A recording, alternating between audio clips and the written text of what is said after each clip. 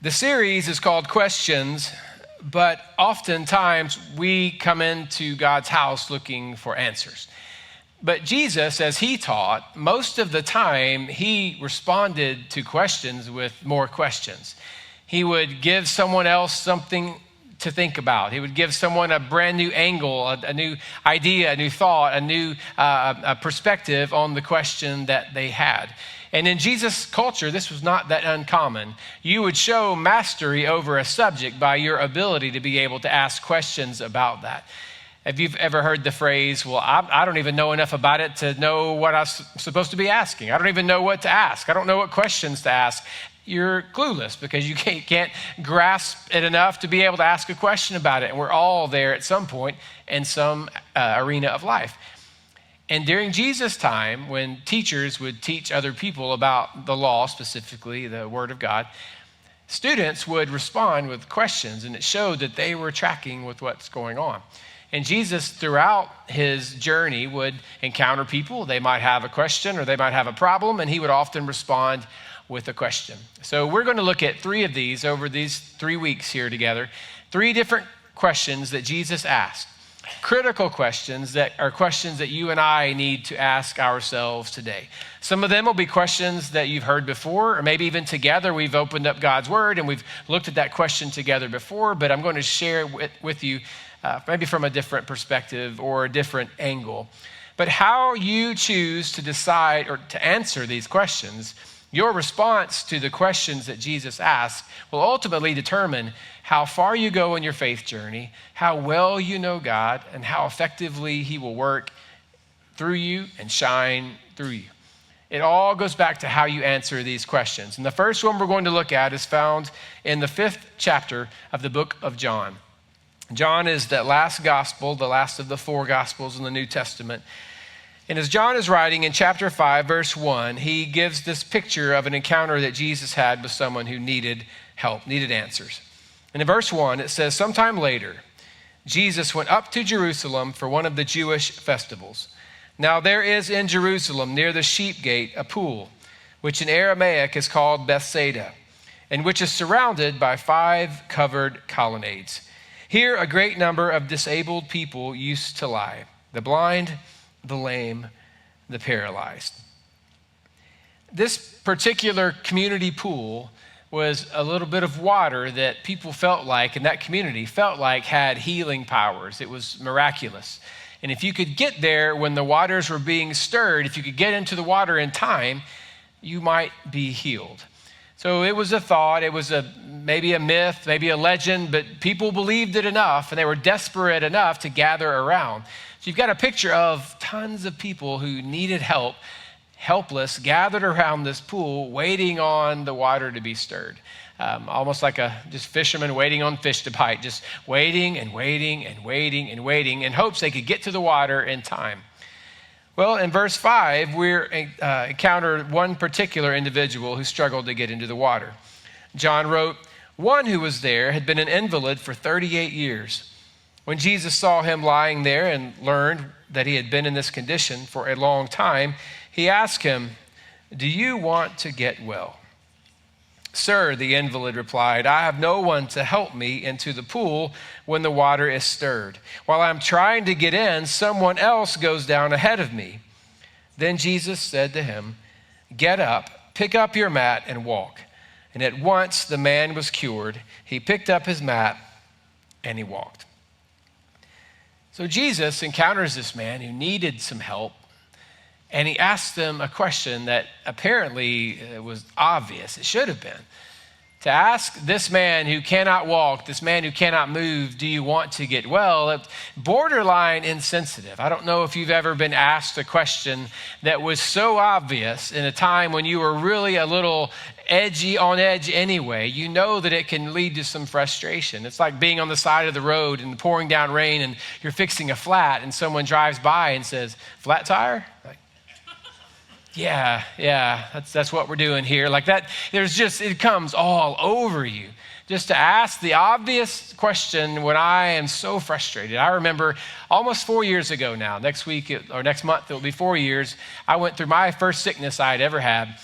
Never physically been sick a day in my life. I never even had a prescription, honestly. I went back, asked my mom, said, did I even have penicillin? She's like, nothing at all. I never had a prescription, anything to me.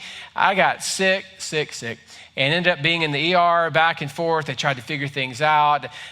I was falling apart emotionally, mentally, physically, maybe even spiritually. I was falling apart. And I got to the point where enough was enough. It had been almost 2 weeks, and I was almost unable to move. And I called my wife at work, and I said, come get me. I got to go to the hospital. I think I'm going to die. And she came home. She picked me up. We went to the ER, got to Vanderbilt, sat inside, a little triage area, went through all the testing, all the stuff. And then my doctor came in and sat down. He said, so how we doing? If I had had the ability, the energy, and if I could have reached him, I don't know what would have happened. I probably would have gone to a different room at that point with bars and the whole bit. I was so angry. Like, how dare you ask me, how are we doing? We are not doing well at all, and it should be obvious. You have charts, you have tests, you have me sitting right in front of you, and my wife bawling. Like, it is not going well at all. And for Jesus to walk up to this man he had never met before and see him with all the other people that are there for one reason, to be healed, to say, so you want to get well? Like, yeah, that's kind of why I'm here. That's why I'm unable to move. So why in the world would Jesus ask him this question? Jesus could have healed him right away. But first, he gave him a question because a question forces a decision. You can receive a gift. You can have your answer given to you just like that, no questions asked. I want it, there it is. But when you have to make a decision, it changes things. I remember when my kids were little, we'd go to Walmart or to some other store, pushing them in the buggy, and everything was, I want that, I want that, I want that, I want. And when our kids were little, I began trying to talk to them like they were adults. And I know it's odd, and my kids turned out fine, so you can't throw anything at me. But I was convinced there would be no goo-goo gaga in our house, like no baby talk. And even if my wife started teetering into that baby talk, I was like, no, we're not doing that.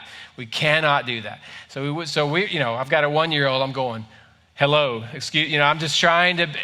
I thought, I want to raise a man. I want to raise this young lady to be strong and independent. We're not doing baby stuff.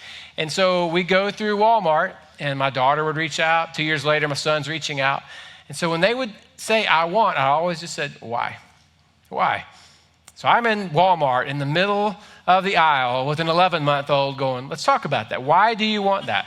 They only could say ball, dad, mom, or no. And I was trying to have a conversation because I knew they understood whether or not the kids could talk back, they grasped it.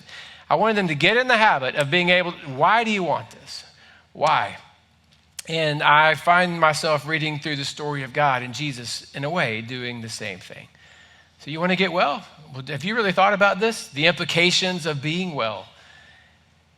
Now, you and I don't want that, and we've come to this place, and many of you have come into this room today specifically for answers. And I hope not to frustrate you, but I want you to know that instead of getting an answer, Jesus may ask you a question today. And so I want all of us to at least consider answering this for ourselves. Do I really want to get well? Because many of you are carrying around the same things you've been carrying around for a long, long time. And you don't look unwell. You look really nice. You look successful. You look happy, some of you. You look, at least content. You look confident, but on the inside, you know that it's been at least 7 years since you've been able to go a week without whatever this is or whatever that is. Or you have relationships that are so frayed inside the doors of your house. And you've got things that you're carrying around, private things, struggles, they're physical or they're emotional, they're substance related, whatever it is, and you're just holding it all in. And Jesus is asking, do you want to get well? Do you really want to get well? Because we can talk all day about how different we wish life was. But until we are willing to let go of the things that are causing the problem, or at least let go of the things that are breathing life into the problem, we're never going to be well.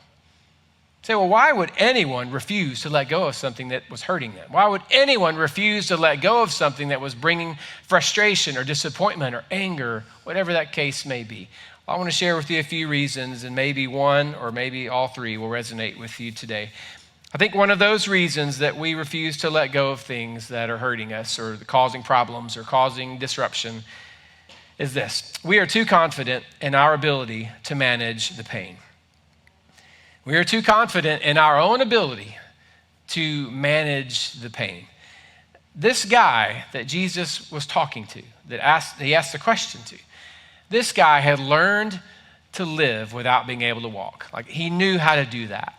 For 38 years, he had worked to get to a place where he could get himself out of bed, he could take care of himself, he could provide for himself, or he knew the people to ask to help him get places. He could get to the table, he could get to the bathroom, he could get back to his room, he could get to bed, he could get to the town community pool there where everybody was meeting. He was able to do things. He knew how to deal with it. There were no more questions of, oh, how am I going to do this? That may have happened in the beginning, but now after 38 years of doing this, it's just part of it. He just learned to live with the problem, learned to live with the pain, learned to live with the struggle. He had mastered, in a way, at least in his own mind perhaps, this idea of being able to manage the problem. And some of you are living with a constant struggle and disappointment, frustration. You're living with an irritant, and I don't mean your husband. I mean, you're living with a real problem. You just can't let go of it. It's just there all the time. It follows you around. It's everywhere you go. And you've gotten to a point where you know it. It's the devil you know, like you've figured it out. Like you don't like it, and it takes so much joy out of your life, but at least you don't have to figure anything out. You know how to deal with it. You know, well, this is just what I do. This is how I cope. This is how I hide that. This is how I secretly do that. This is how I deal with that feeling. This is how I deal with this emotion. This is how I'm able to handle this. This is how I handle this struggle. You know how to deal with it. You just learn to manage the pain. This young man experienced the same thing. And perhaps he's at that point where I know many of us get, where the things that cripple us, we convince ourselves actually comfort us. And things that are incredibly uncomfortable, at some point, we just cozy up and make friends with the enemy. And we found a way, and it's a sick and twisted relationship, but we found a way to be friends with the enemy. We found a way to say, okay, this is just what I do. This is who I am. This is that thing that's a part of me. Everybody's got a problem, I've heard, so here's mine. I'll just carry this around. And while a lot of the people around you may also have struggles, the question is for you, do you ever really want to get well? Is there not a part of you that wonders if you'll ever be able to know what it is to be free of that, or free of this, or to be able to outrun this, or live without that, whatever that is in your life? And you'll never be free as long as you've convinced yourselves you've figured out how to manage the pain. Another reason is this: we would rather be known for the wrong thing than be unknown. We would rather be known, even if it's for something painful, even embarrassing / humiliating. At least we're known, at least people take notice. Some of you are dramatic for drama's sake because you know people can't ignore you as long as you keep stirring stuff up. And you keep wondering why life is so frustrating around you, why everybody around you is so crazy. Well, if everywhere I go, everybody around me is so crazy that maybe it's not that we're stirring it up because at least we're known. Now, this man that Jesus met, you say, well, what's his name? No one knows. He didn't have a name. His name is the invalid, the crippled guy. That's how we refer to him. If John was writing this in 2023, he would be canceled. Like you got to be friendlier than that. Like you can't do that. You can't call someone out by their inabilities. You can't even say that other word. You can't do that. That's not a nice thing to do. Yet we're reading here 2,000 years ago, he's just the crippled guy. His inability to walk had not only become his reputation, it had become his identity. He had been down for so long, that's how he was known. And so he's got to then answer Jesus' question with the filter of, okay, well, what if I'm no longer the crippled guy? What if I'm not the guy people have to step over and walk around? What if I'm not the one that they whisper about? Because although life is incredibly hard, at least people have to acknowledge me. And when ladies walk by, they go, oh, like they at least see me. I'm on the radar. No one ignores me. But if I'm able to get up and walk, I just blend in. I'm nobody. I'm just in a crowd. I'm just another guy. Am I willing to be another guy? If it's what my freedom means? Am I willing to get out of this and no longer be the guy that can't do this or can't do that? And while there are things in our lives that are very discouraging and there are things that happen to us that just oftentimes you had nothing to do with it. You didn't do it to yourself. Other people did it to you or brought it on. It just happens. But at some point, you've got to decide, is this going to be my identity? I'm just known as that guy or that girl or the one who always or the guy who always. Or am I willing to truly be free and see what's on the other side of this? And for the first time, be able to have a healthy bit of freedom, just to know what it tastes like just for a small amount of time. And then the third thing is we are afraid to lose our excuse. We're afraid to lose the reason why we can't do this or we can't do that or we can't try this or try that. This young man was never experiencing failure because he was never trying anything. He was unable to try. No one was ever going to see him lose because he could not compete. Anytime there was an opportunity, he could always just point to those legs and say, I would love to, but I can't. He was never going to know what it was to be fired because he couldn't hold down a job. He was never going to know what it was to be late because there was nowhere he was going to go to that people would expect him to be on time. He's never going to fail if he never tries. And it's always going to be, well, I would love to, but I can't. I would love to, but this happened. And we do the same thing. Well, I would love to be a part of that, but this thing that happened. I would love to be able to do that, but this struggle, or I tried that, or I failed, or whatever the case is. And if Jesus truly makes us well and sets us free and brings us to our feet, are we willing to say, okay, I've got no more excuses, I guess I'm going to step out? But most of us never fail because we never try.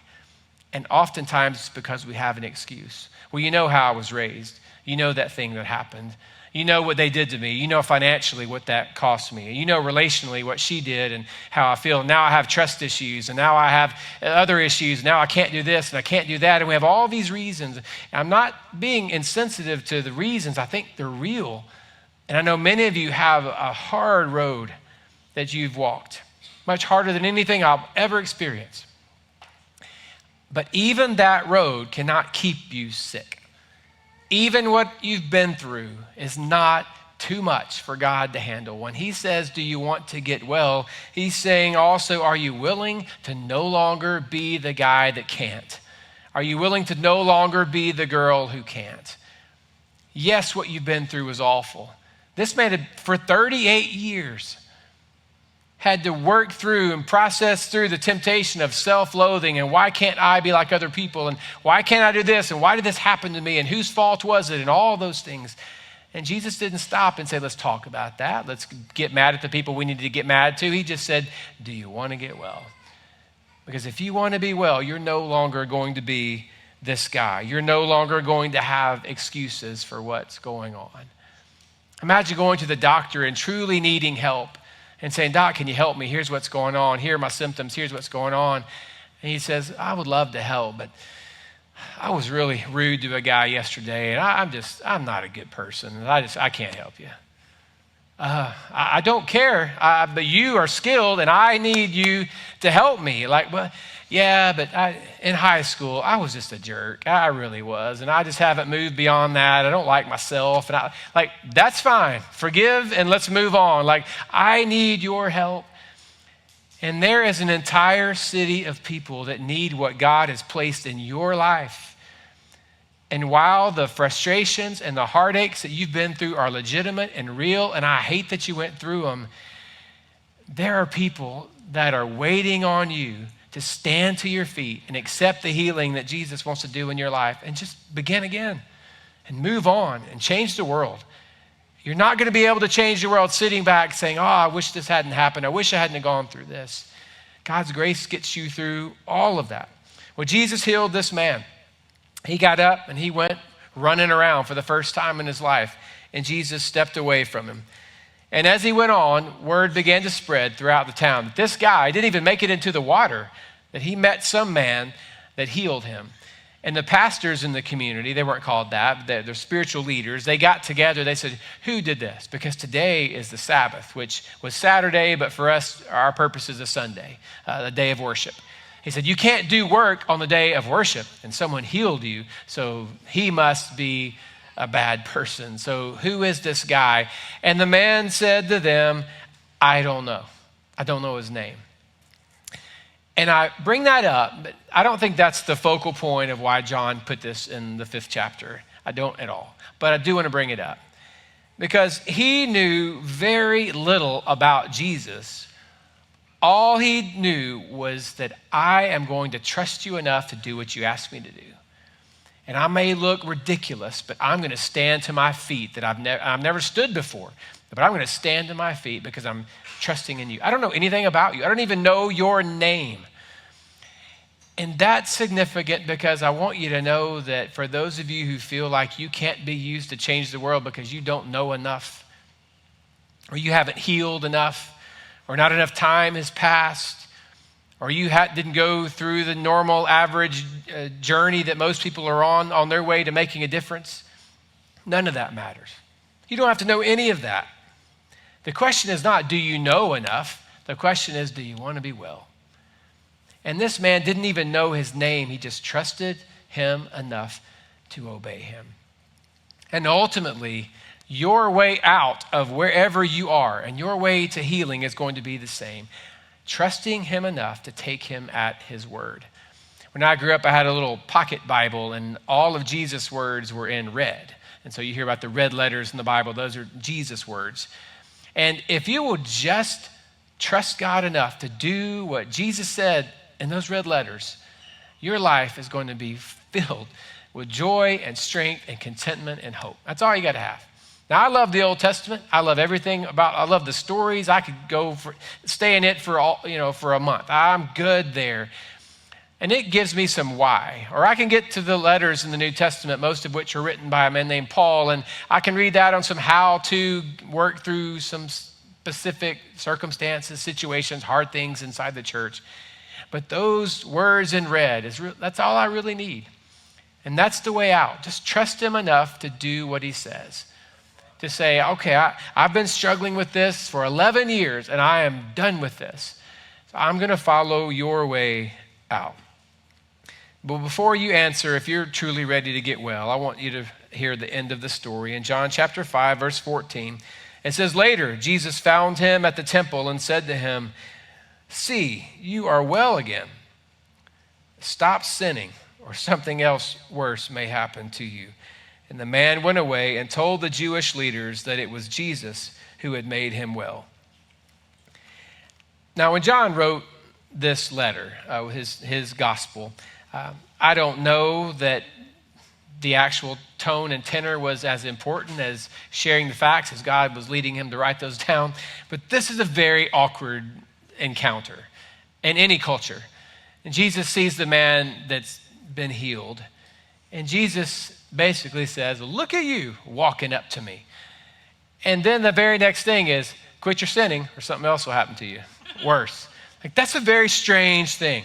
Like, he didn't even get a chance apparently to say thank you. It was, look at you walking around, like, quit your sinning or something worse is going to happen. Like that, like, okay, like, thank you, but also too much. Like, that's a lot happening there in that encounter. But he was helping him to understand, I think, a really important thing. I didn't give you this ability just so you could walk around and enjoy your newfound freedom. I gave you this because this is the beginning of the journey. The healing is just the start of it. I'm freeing you up because I've got something even greater for you. And this was as far as you were going to go while you were unwell. But now everything's wide open and the entire story is a blank slate for you. So let me share with you my plan for you now. And when God does his work of healing in your life, it's not just so you can have your first peaceful night of sleep in 5 years. It's much more than that. It's so that you can then in turn take the grace that God's given on you, the healing that he's put in your life, and allow that to be something you shine and you share in a way that changes the lives around you. It's the beginning of this story, not the culmination of a long journey. That's where it begins. This healing was not the end. It paved the way for what was to come. And I love the fact that he didn't even know Jesus' name till the very end. Jesus has this encounter with him. And then as soon as he has that encounter, he's told to stop sinning. He runs to the leaders and says, oh, his name was Jesus. That's it. I just saw him again. His name was Jesus. That's what John wrote, that he ran to the leaders and told them. And that is my story, and that is your story. We don't have all the answers. We don't know all the stuff, but what we do know is his name is Jesus. I don't know how to explain it all. I'm just telling you his name is Jesus.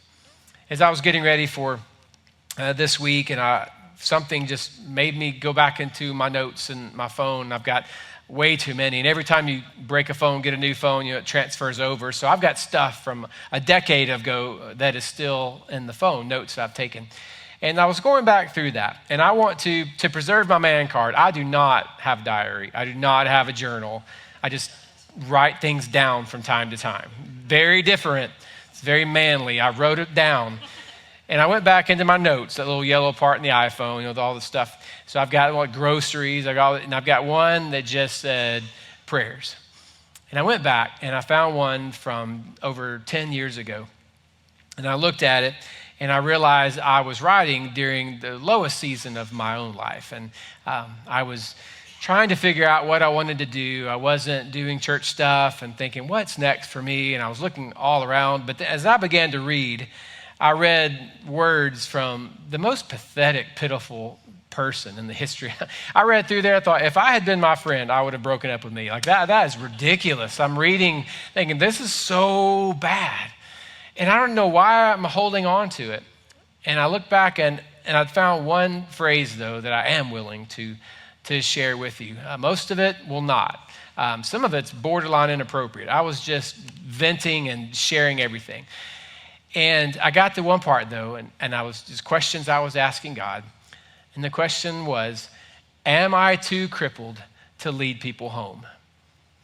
And I looked at that this week and thought, what was I thinking? Like, was I thinking about this story? What?